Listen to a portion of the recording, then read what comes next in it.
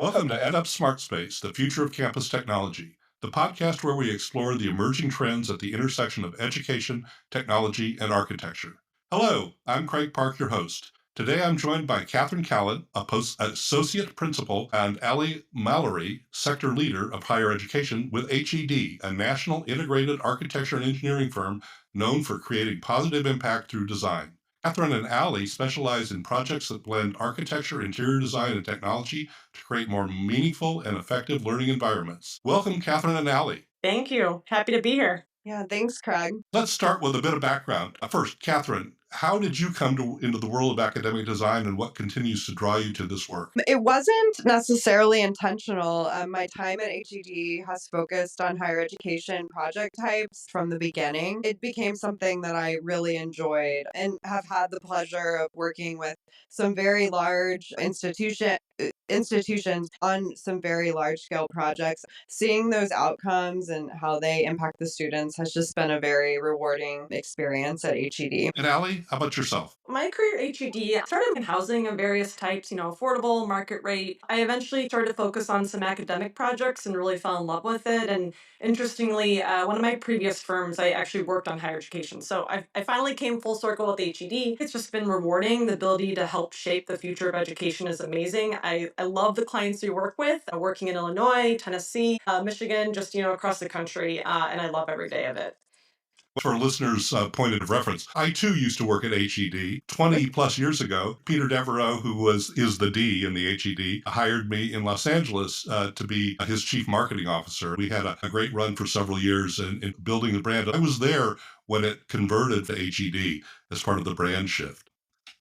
So we've come full circle again. Exactly. So for either one of you, and I'll let you pick who talks, HED's design approach is grounded in creating positive impact.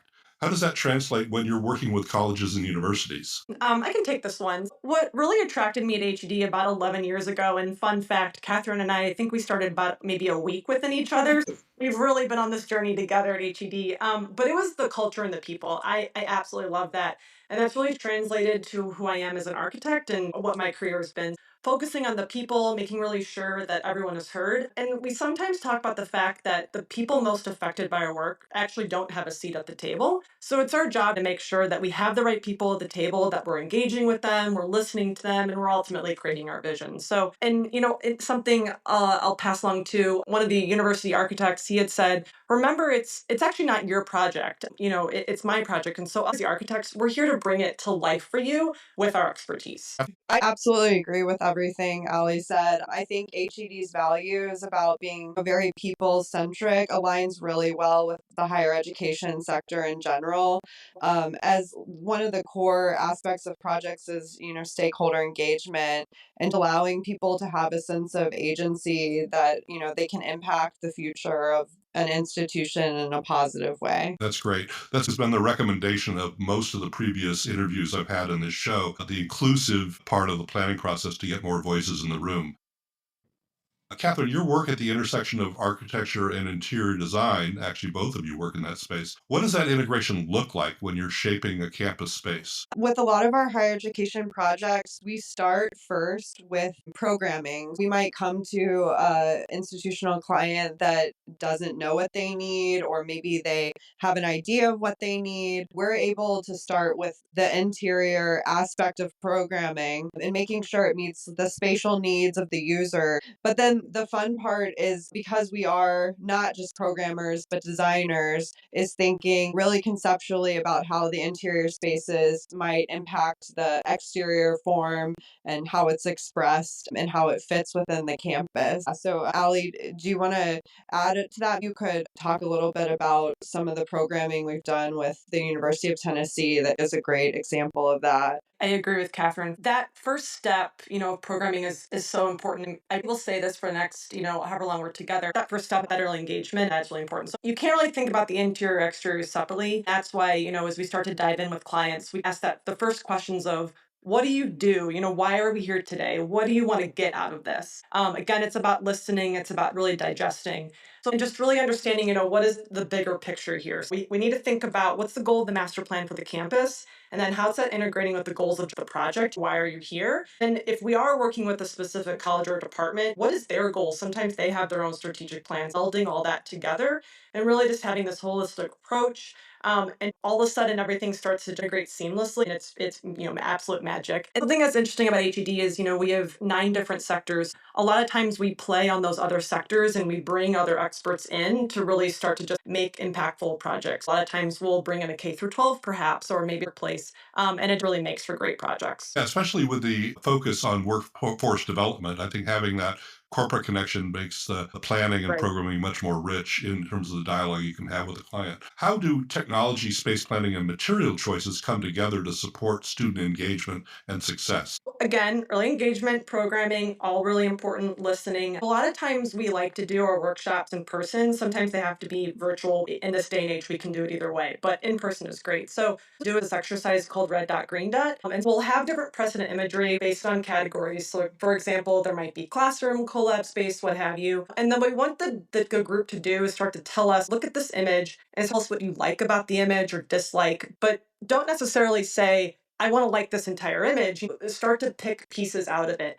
Those dislikes are just as important as the likes. And this is how we start to understand what their goals are, what their needs are, what they like, what they don't like, how we can improve upon what they have. It's a really great way to start to have these early decisions, a great way to engage and get a dialogue. They get comfortable with us, we get comfortable with them, and we continue to play up on that. One thing that we've learned through experience is often asking the institutions about what isn't working. Often that does have to do with how technology and the planning of their existing spaces and the materials used, or even things like the furniture being selected, how it isn't working for them. So we often hear things like, at our last building, we invested all of this money, but the students aren't using the study lounges. That gives us an opportunity to dig a little bit deeper and ask them, but does the lounge have natural light? Is the furniture very rigid and formal? Is there no technology in the space? Is there not an ability for students to connect to a screen? That allows us to look at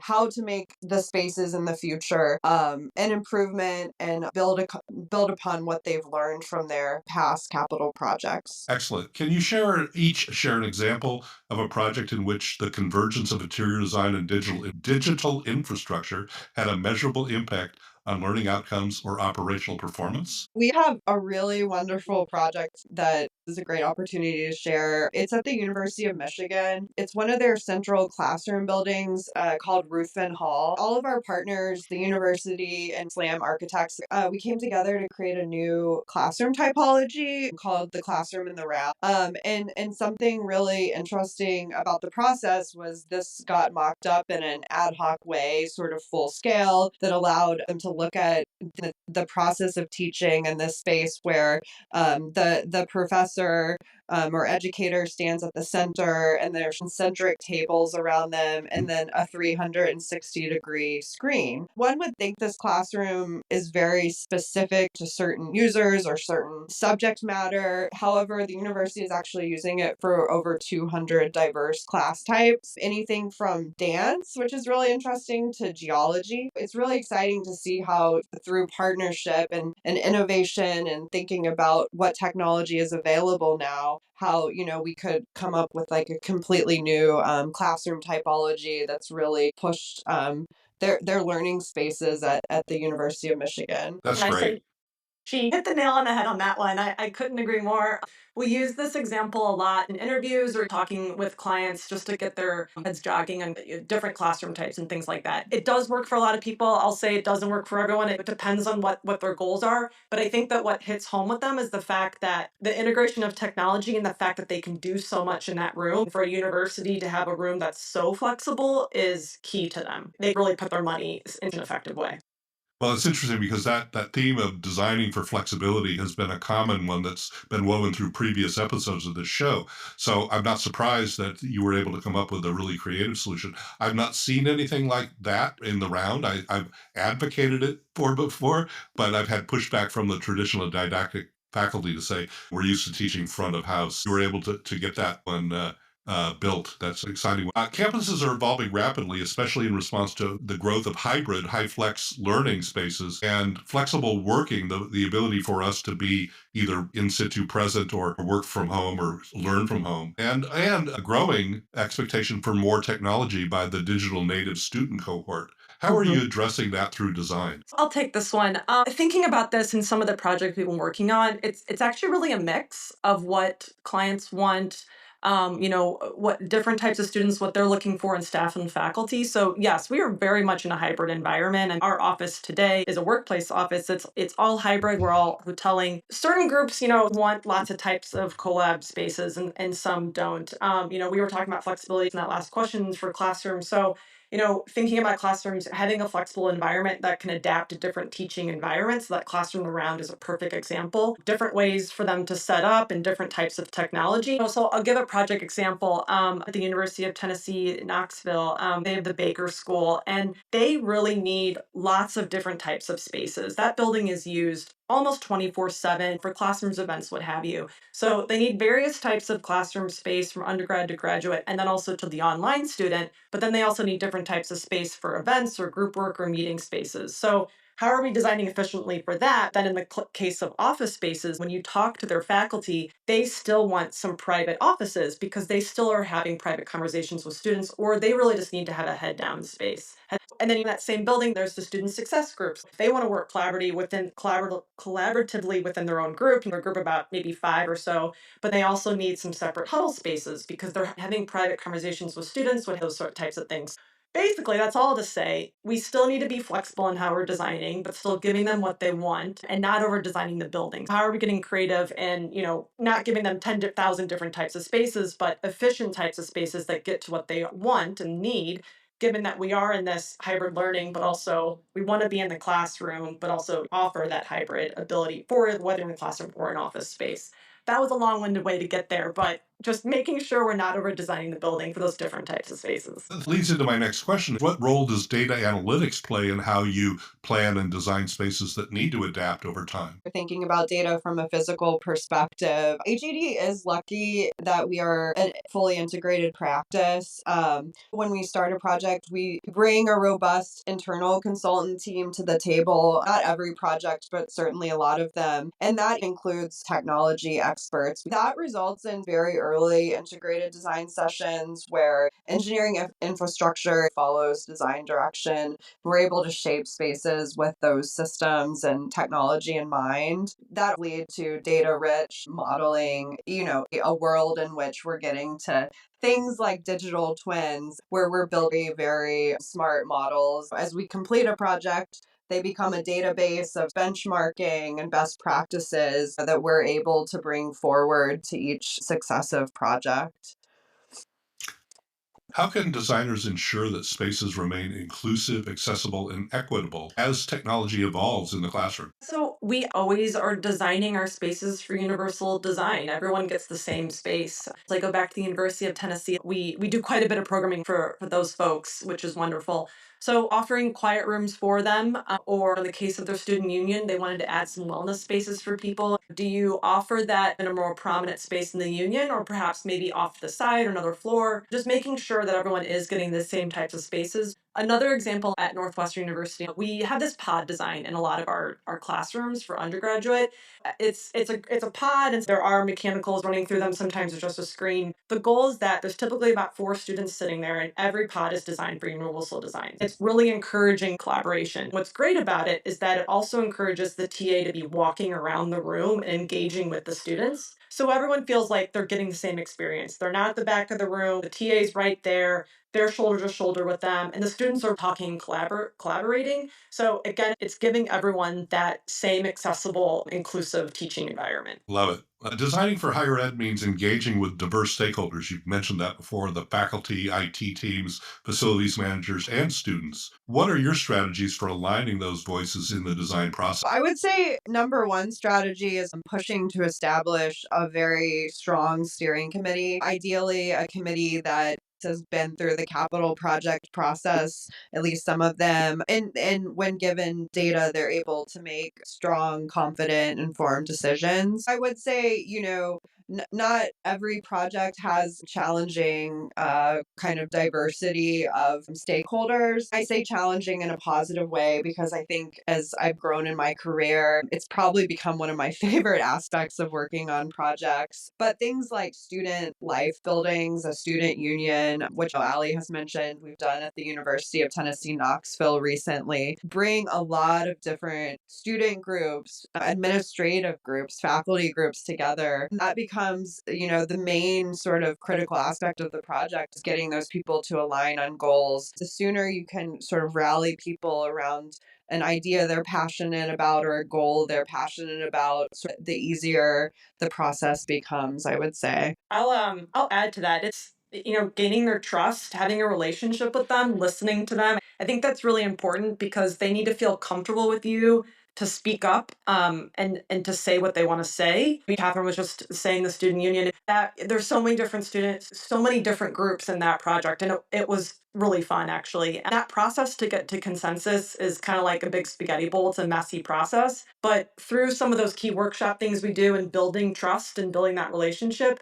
we really do get to alignment and to a consensus at the end of the day. It's great to see it happen. You manage their expectations while still delivering innovation. I'm going to follow up on what I was just talking about. A mission statement. Let me take a step back. So we usually have those early visioning sessions. They're in person, sometimes they're hybrid. And through all those visioning work sessions, we eventually get to a mission statement and we list some goals. And that becomes our North Star. That's what we like to do at every meeting. We flash that on screen at the beginning of the meeting to say, okay, this is why we're here. Because remember, we talked about the question, what do you do? And asking the why. So that is the North Star. We have to make sure that we are in alignment that whole time. We have this thing called goal strategy results, and that ties into that mission statement. So if a strategy is not meeting the goal of the project, then it's not going to give us the result. So maybe we need to go back. We're constantly evaluating the options that we have. Again, just making sure that is that mission that we started with, are we still there at the end? Because we also want to be really efficient with the dollars that we're using for our clients. Looking ahead, what are some of the big ideas or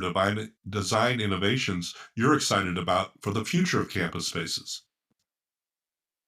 I would say a big one is interdisciplinary learning environments. We're seeing it as a way to come up with ways that diverse groups can actually push research or push new ways of thinking about teaching or integrating different sort of student majors together. I think that has a really big impact on the master planning of the campus, how we're thinking about the infrastructure, a future academic building, ideally an interdisciplinary learning space we're in, is no longer just one stagnant purpose, but becomes about the collision between two different groups. So that does meet several needs. It enhances learning, but it also, allows the university to be a bit more efficient in sharing resources. There's a lot of benefits we're seeing. You're always hearing stories of in those interdisciplinary buildings where groups that would have never collaborated together decide to collaborate, and the research that comes out of that is amazing. Or even just the relationships, things like that. University campuses, they're about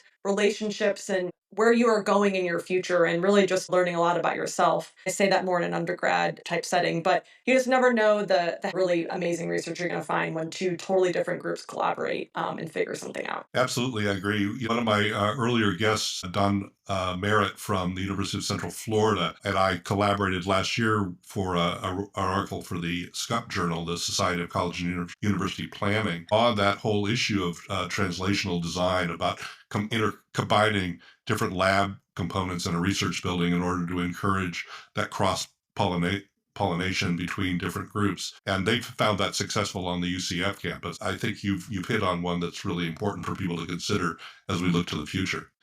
I'll add one thing before we move on. You never know what you're going to get when universities collaborate. We have a project. It's a collaboration between Northwestern and University of Chicago, and University of Illinois has just joined the fold. So we've given them a space in the John Hancock, beautiful space by the way, 35th floor. I mean, think of the views from the city of Chicago. But The collaboration that they are doing in there and the research is phenomenal. And interestingly enough, we've given them lots of different types of flexible spaces and collaboration spaces depending on the type of work they want to do. Maybe it's quiet, it's heads down, maybe it's loud and noisy, maybe it's a lecture series, but it's phenomenal just to see all that working together. Are there any technologies or design approaches you think the industry isn't paying enough attention to now? I don't really feel like the AEC industry is not paying attention to trends and innovations. If anything, it seems, especially at the moment, to be hyper focused on what's next from a competitive advantage standpoint. We're seeing a lot of merger and acquisition activity, and it's just really a changing industry at the moment. And so some of what I feel is a little bit more low tech at the moment. We can't forget that these projects are tangible, that, they directly impact individual people. So that human element, I find myself really thinking a lot about lately. The mental health of students is gotten progressively worse, unfortunately. I think technology is so crucial to these spaces, but we can't forget that it's also about well-being and supporting these students so that they can go on and live successful lives and make a mark in whatever industry they decide to go into. I agree. I really do think this industry is very cognizant about the future. I really think that folks working on college campuses are engaged with their students. I think they're constantly talking with them. They're really in tune to what they need and they are trying to react to it, as fast as you can on a college campus. Those things don't happen fast, but I'd say, just in terms of trends and kind of what we're talking about these days is affordability. Catherine hit on mental health. I couldn't agree more. It's not what it used to be. We really need to be responsive to that. And then technology and how are we being creative with it and using it in the right ways. I always end the show with a key question asking you to put on your science fiction writer hat and answer what comes after what comes next in academic design. So, looking beyond the future, what do you see? I can take this one. Creating education that's equitable for all, and really preparing our students for real world challenges. That is key. The world is a tough place. Adulting is hard. How are we setting them up for it? And how are we giving them all the tools for when they graduate? Because it's a tough world out there and we want to make them successful. I would like to add on to something you said to me recently is that what comes after what comes next? Does it continue to be a 4-year degree or a 4+2? Or are we going to start thinking about trades again in a very robust way? Are we going to start thinking about 2-year associate degrees? Is the focus going to continue to be on the traditional liberal arts education, or will that evolve? I thought that was really insightful, Alli, when you said that to me. If I could tack a little, it would be net zero campuses. I think is perhaps not even what comes after what comes next. Hopefully, it is what comes next. I think healthier. We're seeing that with the WELL certification, which is looking at indoor air quality and materials in the building and things like that. I hope that really continues the trajectory it's been on the last few decades. Katherine Kalant and Alli Mallory, thank you for joining me today. Your work at HED is a powerful reminder of how architecture, interiors, and technology can combine to shape the student experience. Where can listeners learn more about your work? You can go to our website, hed.co, and learn lots about what we're doing. And I'm sure that folks can connect with you on LinkedIn as well. And for our listeners, please follow us on your favorite podcast channel and share links to the show with your friends and colleagues. If you or someone you know is interested in being a guest on the EdUp Smart Space podcast, please email me at edupsmartspace@gmail.com. Thanks to the EdUp Experience for your support. To learn more, go to edupexperience.com. Until next time, let's keep building smart space together.